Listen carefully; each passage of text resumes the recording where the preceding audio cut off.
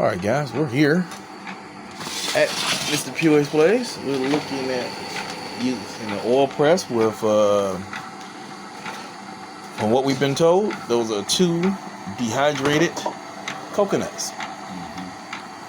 Once the machine heats up, you'll see us run some through.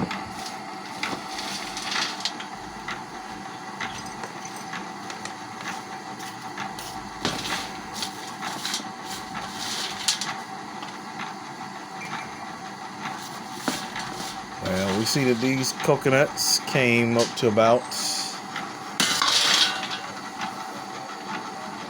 less than 1 American-sized coffee cup. I keep joking with me about the coffee cups being too big.